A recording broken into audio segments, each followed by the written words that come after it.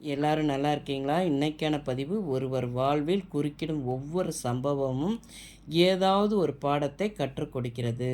கண்டிப்பாங்க நம்ம வாழ்க்கையில குறுக்கிடும் தடைகள் அத வந்து வாழ்க்கையில எல்லாமே ஈஸியா கிடைக்குதுன்னு வைங்களேன். எ ஒ அவங்கலாம் வந்து போன ஜென்மத்தில பாக்கியம் பண்ணவங்களா இருப்பாங்க. இந்த ஜென்மத்தில அவங்க கண்டிப்பா பண்ணியிருக்க மாட்டாங்க. அவங்களுக்கு ஈஸியா எல்லாமே கிடைக்கும். எல்லாமே வாழ்க்கையில ஈஸியா கிடைக்கும்.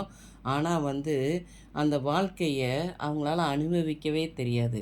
ஏன்னா, ஈஸியா கிடைச்சதோட ஒரு அருமை தெரியாத ஒரு தெரியாத ஒரு என்ன சொல்றது? மனிதர்கள் அவர்கள். ஆனா வந்து பார்த்திங்கன்னா, நமக்கு இந்த மாரி தடைகள் ஏற்படும்போது தான், நம்ம நெறைய விஷயங்கள நம்ம கற்றுக்கொள்ள முடியும். நான் நெறைய வீடியோல கூட சொல்லியிருப்பேன்.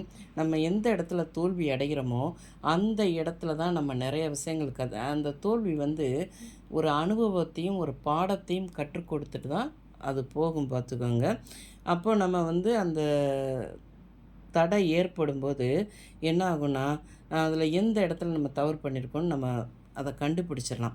கண்டுபிடிச்சிட்டோம்னா, அடுத்த வாட்டி நம்ம அந்த முயற்சி அதே இதுக்கு நம்ம முயற்சி பண்ணும்போது, இந்த மாரி தடைகளோ, குறுக்கீடோ இல்லாமல் நமக்கு ஒரு நிரந்தர வெற்றி கிடைக்கும் பார்த்துக்கோங்க. அதனால வந்து நமக்கு தடை ஏற்படுது, ஏன்னா எத எடுத்தாலும் சோதனையா இருக்கே, ஏன் இவ்வளோ நமக்கு மட்டும் தடையா இருக்கே அப்படின்லாம் நம்ம நினைக்கக்கூடாதுங்க. அந்த தடை ஏற்படுறது எதனாலேன்னு நம்ம கண்டுபிடிச்சு, நம்ம வாழ்க்கையில நிரந்தர வெற்றிகள் அடையணும் பார்த்துக்கோங்க. இந்த பதிவு உங்களுக்கு பிடிச்சிருந்தால் பார்வதி வீட்டு சமையலுக்கு ஆதரவு கொடுங்க. ஓம் சாய்ராம்.